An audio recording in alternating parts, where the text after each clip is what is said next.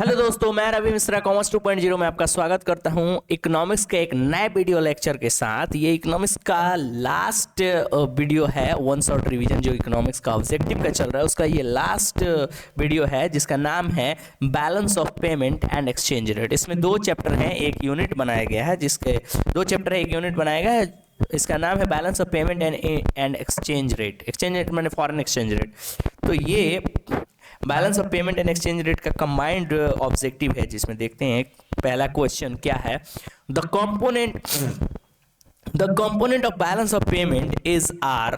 Component of क्या होता है? कंपोनेंट माने अंग। कौन कौन से अंग होते हैं बैलेंस ऑफ पेमेंट के? तो ऑप्शन नंबर ए कह रहा है current account, option number B capital account, option number C both A and B, and option number D none of this. तो बैलेंस ऑफ पेमेंट के कंपोनेंट होते हैं current account और कैपिटल अकाउंट। दोनों ही सही है, यानी कि आंसर होगा C, both are the right answer. Both are the right answer. तो यहाँ आंसर हो जाएगा सी। चलिए, तो अगला क्वेश्चन देखें क्या कह रहा है कि which item are included in balance of trade. इनमें से कौन सा आइटम इंक्लूड होता है, माने सम्मिलित होता है किसमें? बैलेंस ऑफ ट्रेड में। तो invisible item, capital transfer, visible item. तो बैलेंस ऑफ ट्रेड में खाली export and import of goods होता है। बैलेंस ऑफ ट्रेड एक्सपोर्ट, इसका डेफिनेशन क्या होता है बैलेंस ऑफ ट्रेड का? Export and import of goods. तो कह रहा है कि यहाँ पे visible item, capital transfer, invisible item and all of this. तो बैलेंस ऑफ ट्रेड पूछ रहा है, तो बैलेंस ऑफ ट्रेड में क्या होगा? विजिबल आइटम केवल, विजिबल आइटम केवल क्या होता है? विजिबल आइटम, यानी कि आंसर सी होगा। Visible item of goods, visible item of goods, export and import of visible goods, export and import of visible goods, that is called balance of trade. Balance of trade को बोलते क्या है? Visible, visible item of export and import को क्या कहते हैं? Balance of trade. तो यहाँ विजिबल आइटम ही आंसर होगा केवल, और सारे आंसर नहीं होंगे।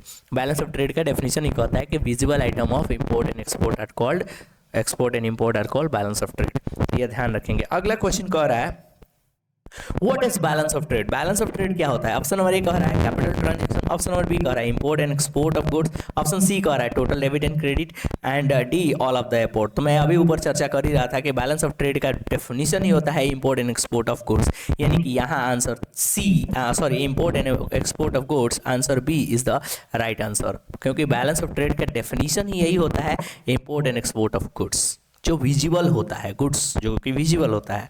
ये ध्यान रखेंगे। अगला क्वेश्चन कह रहा है कि the reason of imbalance in balance of payment is.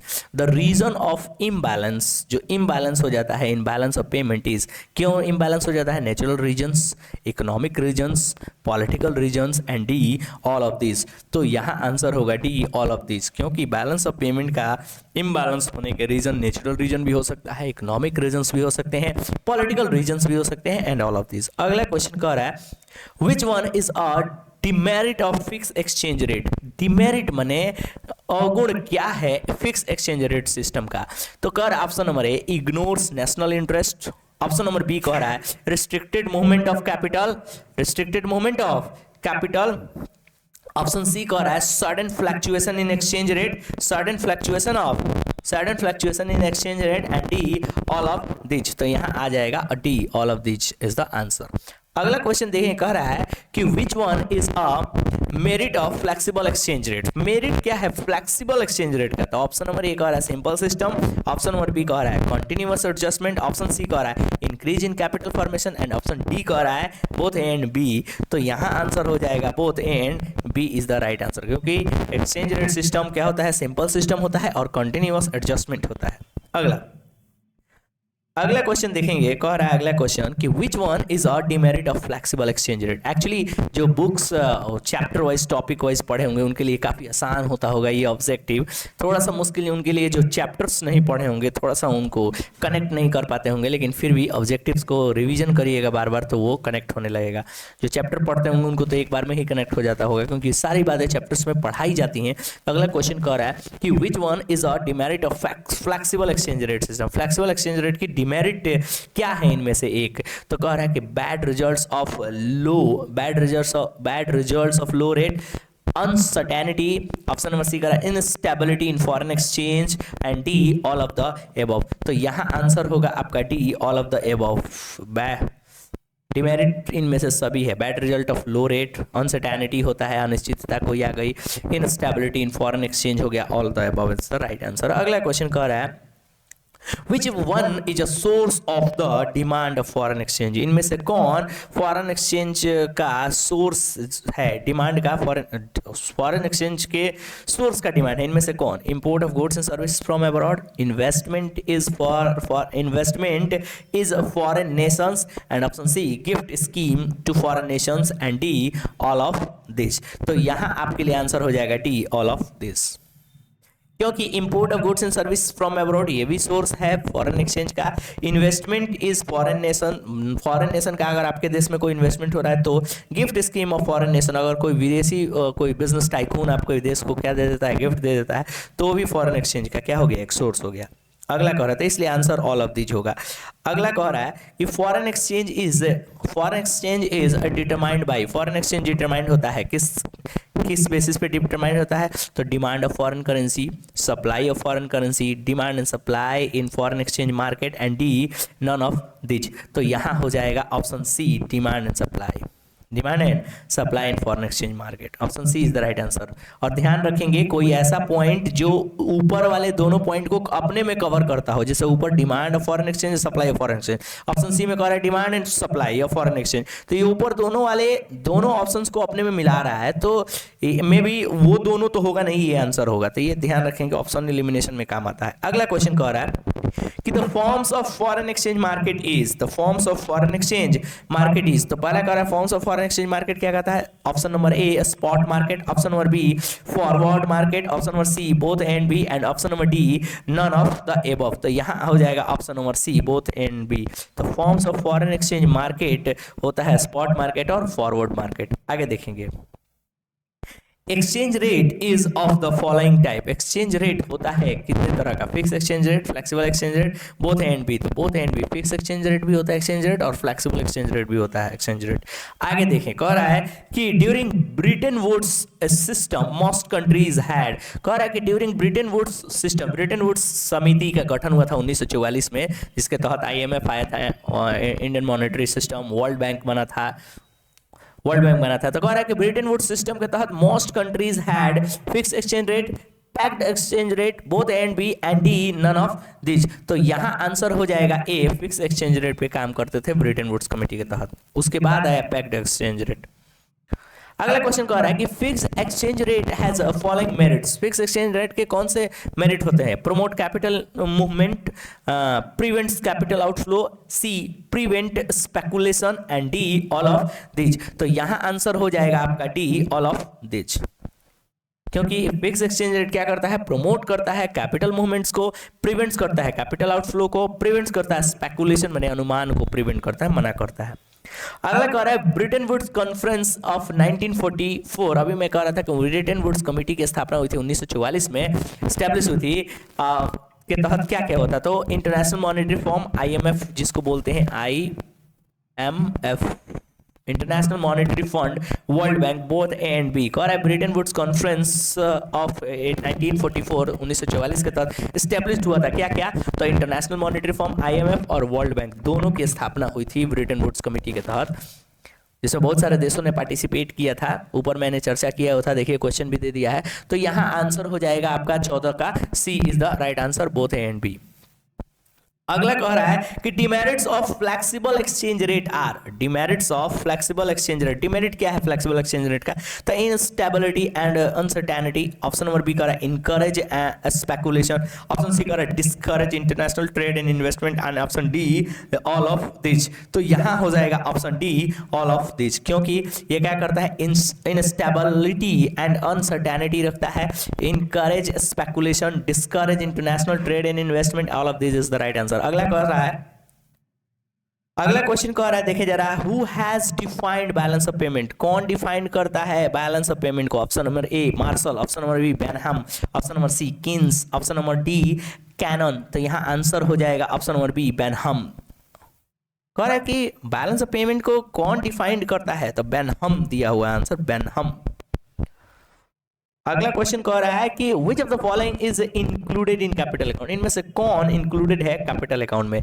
Unilateral transfer, option number B private transaction, option number C foreign direct investment and option number D B and C. तो कह रहा है क्वेश्चन कि which of the following included in capital account, capital account में क्या क्या transfer क्या क्या इंक्लूड होता है?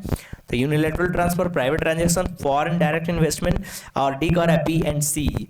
तो यहाँ पे ऑप्शन डी हो जाएगा, बी एंड सी सही है, क्योंकि यूनिलैटरल ट्रांसफर तो करंट अकाउंट में ट्रांसफर होता है और यूनिलैटरल ट्रांसफर तो ऑप्शन नंबर ए तो होगा नहीं, लेकिन प्राइवेट ट्रांजैक्शन और फॉरेन डायरेक्ट इन्वेस्टमेंट ये कैपिटल नेचर का है, तो इसलिए बी डी आंसर हो जाएगा, बी और सी दोनों ही सही है। अगला क्वेश्चन देखेंगे। अगला क्वेश्चन कह रहा है 18 number, which account is included in the composition of balance of payment, इनमें से कौन सा अकाउंट इंक्लूड करता है बैलेंस ऑफ पेमेंट के कंपोजिशन को? तो current account, capital account, both and B, यानी कि आंसर रिपीटेड क्वेश्चन हो गया है, इसका आंसर हो जाएगा सी बोथ एंड बी। ऊपर ऑलरेडी ये चर्चा हो चुकी थी, क्योंकि ये क्वेश्चन कितने बार रिपीट हुए हैं इस वजह से उसको दोबारा भी दे दिया गया है। कह रहा है which one is the item of current account, इनमें से कौन सा एक आइटम करंट अकाउंट का है? Import of visible items, expense of tourist, export of visible item, all the above. तो यहाँ कह रहा है कि करंट अकाउंट का आइटम कौन है? तो करंट अकाउंट में विजिबल आइटम भी होता है, एक्सपेंस ऑफ टूरिस्ट और एक्सपोर्ट ऑफ विजिबल आइटम्स। तो यानी कि यहाँ आपका आंसर हो जाएगा डी ऑल ऑफ दिस, क्योंकि विजिबल और इनविजिबल दोनों ही क्या होते हैं करंट अकाउंट में सम्मिलित होते हैं। विजिबल और इनविजिबल दोनों ही क्या होते हैं करंट अकाउंट में सम्मिलित होते हैं। तो यहाँ आंसर डी हो जाएगा कि इंपोर्ट ऑफ विजिबल और export of visible, expenses of tourist, all of the above is the right answer. अगला क्वेश्चन कह रहा है Which one is the item of capital account, इनमें से कौन सा एक आइटम है कैपिटल अकाउंट का? Government transaction, private transaction, foreign direct investment, all of this. तो ये सारे ही कैपिटल नेचर के हैं, तो सारे ही आंसर हो जाएगा ऑल ऑफ दिस, यानी कि यहाँ आंसर हो जाएगा डी ऑल ऑफ दिस। अगला क्वेश्चन देखें 21 नंबर कह रहा है कि which of the following is included in visible items of, which of the following is included in visible items of balance of payment, इनमें से कौन इंक्लूड है visible item of balance of payment की? तो मशीन तो visible है, cloth भी visible है, सीमेंट भी, तो विजिबल सारे ही विजिबल है, मशीन को भी विजिबल मैंने देख सकते हैं। तो कौन सा एक आइटम है जो विजिबल बैलेंस ऑफ पेमेंट का विजिबल आइटम है? तो मशीन को देख सकते हैं विजिबल है, क्लॉथ को भी देख सकते हैं विजिबल है, सीमेंट को भी देख सकते हैं विजिबल है, यानी कि आंसर हो जाएगा D all of this. That's it, correct answer है। अगला क्वेश्चन कह रहा है which one is the invisible item of balance of payment, इनमें से कौन इनविजिबल आइटम है? बैंकिंग सेवा देता है, सर्विस देता है, इसलिए उसको इनविजिबल है वो। शिपिंग भी सेवा देता है, इसलिए उसको भी देख सकते हैं। कम्युनिकेशन उसको भी नहीं देख सकते हैं, इनविजिबल है। शिपिंग भी इनविजिबल है, ऑल ऑफ दीज आंसर हो जाएगा। 22 का D is the right answer. Okay, आगे क्वेश्चन देखते हैं 23 नंबर कह रहा है कि which of the following is the feature of balance of payment, इनमें से कौन फीचर माने विशेषता है किसका? बैलेंस ऑफ पेमेंट का। तो ऑप्शन नंबर ए कह रहा है systematic accounts, option number B कह रहा है fix time period, option number B C कह रहा है both A and B, and option number D कह रहा है नन ऑफ दिस। तो यहाँ आंसर हो जाएगा सी बोथ ए एंड बी, क्योंकि balance of payment systematic account होता है और फिक्स टाइम पीरियड के लिए बनाया जाता है, तो दोनों ही आंसर सही हो जाएगा, यानी कि answer C is the right answer. अगला क्वेश्चन कह रहा है which of the following is true, इनमें से कौन सा सत्य है? ऑप्शन नंबर ए कह रहा है fixed exchange rate is determined by the government, option number B कह रहा है कि flexible exchange rate is determined by the market forces like demand and supply of foreign exchange, option C कह रहा है both A and B, and option D कह रहा है नन ऑफ दीज। तो यहाँ गवर्नमेंट के द्वारा भी डिटरमाइंड होता है फॉरेन एक्सचेंज और demand and supply of foreign exchange के तहत भी सेट होता है, तो यानी कि आंसर हो जाएगा सी, दोनों ही ऊपर वाला सही है, ए एंड बी, क्योंकि गवर्नमेंट भी फॉरेन एक्सचेंज रेट तय करती है और मार्केट के फोर्सेज के हिसाब से भी डिमांड एंड सप्लाई कैसा है उसके हिसाब से भी फॉरेन एक्सचेंज को तय किया जाता है, डिटरमाइन किया जाता है। अगला क्वेश्चन है 25 number, which one is a kind of fix exchange rate? Fix exchange rate कह रहा है कि इनमें से कौन एक काइंड है, एक प्रकार है फिक्स एक्सचेंज रेट का? तो पहला ऑप्शन नंबर ए कह रहा है gold standard system of exchange rate, ये तो गोल्ड स्टैंडर्ड है ही फिक्स एक्सचेंज रेट का। अगला कह रहा है Bretton Woods system of exchange rate, option C कह रहा है both A and B, and option D कह रहा है नन ऑफ दिस। तो यहाँ हो जाएगा आंसर सी, दोनों ही गोल्ड स्टैंडर्ड भी है और ब्रिटेन वुड्स सिस्टम भी है फिक्स एक्सचेंज रेट का एक प्रकार। और काइंड्स कौन है फिर? तो ये दोनों ही है, गोल्ड स्टैंडर्ड सिस्टम भी है और ब्रिटेन वुड्स सिस्टम भी है, एक्सचेंज रेट का एक सिस्टम है, दोनों ही, यानी कि आंसर हो जाएगा सी। अगला क्वेश्चन देखेंगे 26 नंबर कह रहा है which one is a merit of fix exchange rate, इनमें से कौन सा एक मेरिट है फिक्स एक्सचेंज रेट का। तो ऑप्शन नंबर ए कह रहा है promotes foreign trade, option number B कह रहा है induce foreign capital, option number C कह रहा है increase capital formation and option number D all of the above. तो यहाँ आंसर हो जाएगा D all of the above, क्योंकि फिक्स एक्सचेंज रेट क्या करता है, प्रमोट करता है फॉरेन ट्रेड को, इंड्यूस करता है, इंड्यूस माने प्रेरित करता है फॉरेन कैपिटल को, increase capital formation capital formation बढ़ाता है, आगे करता है। ऑल ऑफ दीज आंसर हो जाएगा। अगला क्वेश्चन कर रहा है 27 number foreign exchange rate is determined by, foreign exchange rate कैसे डिटरमाइंड होता है, गवर्नमेंट के द्वारा डिटरमाइंड करता है, बार्गेनिंग के द्वारा, वर्ल्ड बैंक के द्वारा, डिमांड एंड सप्लाई फोर्सेस के द्वारा, कैसे डिटरमाइंड होता है। तो यहाँ मेनली डिटरमाइंड होता है डिमांड एंड सप्लाई फोर्सेस के द्वारा। तो option D is the right answer. अगला क्वेश्चन कह रहा है कि by exchange rate we mean, exchange rate के द्वारा हम समझते हैं how much local currency we have to pay for a foreign currency. Option number B कह रहा है how much of foreign currency we have to pay for another foreign currency, and option C कह रहा है the rate at which foreign currency is bought and sold and all of these.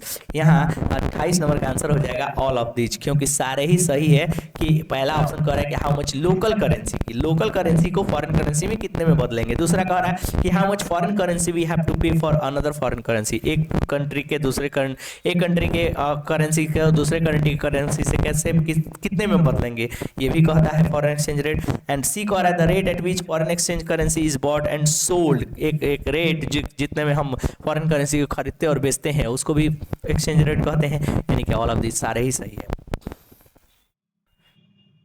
अगला कह रहा है कि balance of trade is equal to what पूछ रहा है, balance of trade is equal to what पूछ रहा है 29 नंबर। तो ऑप्शन नंबर ए कह रहा है कि export of visible item minus import of visible item, option number B कह रहा है export of both visible and invisible item minus import of both visible and invisible item, option C कह रहा है import of visible item minus export of visible item, and D कह रहा है none of this. तो balance of trade तो यही होता है ना कि विजिबल आइटम का एक्सपोर्ट इंपोर्ट बताता है। तो यहाँ पे 29 नंबर का ऑप्शन नंबर ए ही सही है, क्योंकि बैलेंस ऑफ ट्रेड बताता है कि विजिबल आइटम का एक्सपोर्ट और इंपोर्ट बताता है। तो यहाँ पे फॉर्मूला ही होता है बैलेंस ऑफ ट्रेड का कि export of visible item minus import of visible item, यानी कि ए ही सही है।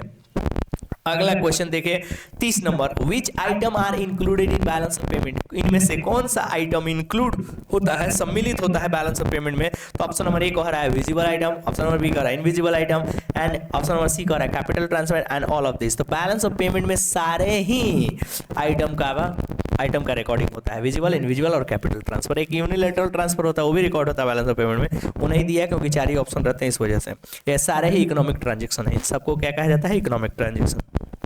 अगला क्वेश्चन कह रहा है कि which of the following is economic reason of imbalance of payment, इनमें से कौन सा एक इकोनॉमिक रीजन है बैलेंस ऑफ पेमेंट के इम्बैलेंस होने के लिए। तो ऑप्शन नंबर ए कह रहा है option number A international relationship, option number B कह रहा है political instability, and option number C कह रहा है business cycle, and option number D कह रहा है नन ऑफ दिस। तो यहाँ आंसर हो जाएगा